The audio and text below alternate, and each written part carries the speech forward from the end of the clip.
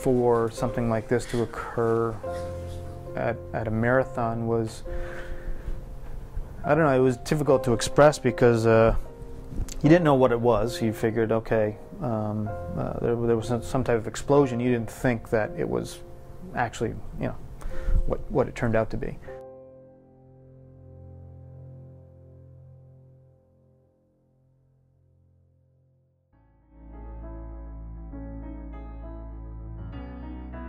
I'm Paul Goslaw. I'm originally from Fort Covington, New York.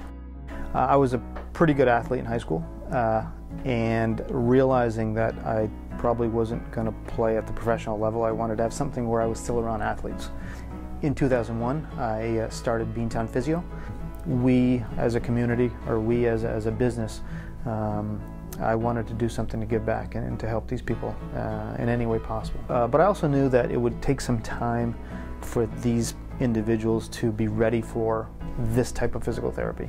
The early rehab that they went through is to get them back walking, to get them back weight bearing, whether it's to deal with a new joint, a prosthetic, or to just get through the wounds. That takes a few months. And I didn't want these people who were affected by this trauma to be limited with their ability to recover. It's just been good to come in here, you know, twice a week and have that. First time I went to physical therapy, they said, oh, okay, well, you know, all the muscles in your legs have atrophied.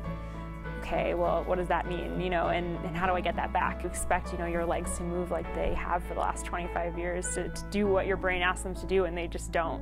And so you really, really have to work to get back to that. You know, I've gained a lot of things here, you know, just mobility-wise and just, you know, health-wise, and for the most part, I'm doing a lot of what I was doing before, which has been nice. And I think it's, you know, it's a work in progress, and every day is a little bit different, I think, in how I feel and how my legs feel, but I've definitely made some huge strides here. You never expect that at any second your entire life will just change, and it still feels unreal, I think, to this day, but every once in a while I kind of get myself where I think about that.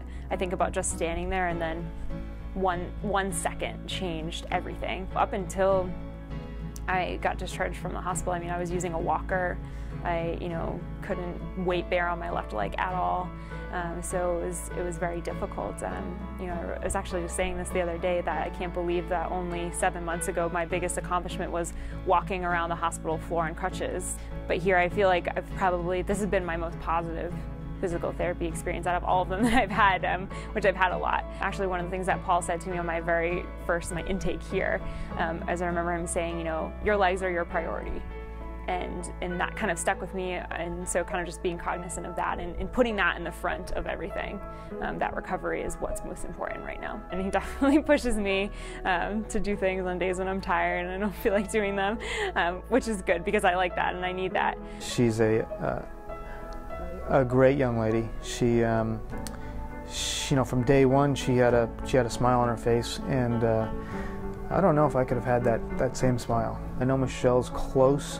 I know she's got some work to do yet, but she's really made some great strides here, and she'll make, you know, continued great strides over the next 6 to 12 months. But in some shape or form, she'll probably have to live with some of these injuries for life, and that's the sad part of all of this. So, but we're going to try to do our best, and she really busts her tail when she's here in trying to get over this hump and get back to her high level of function.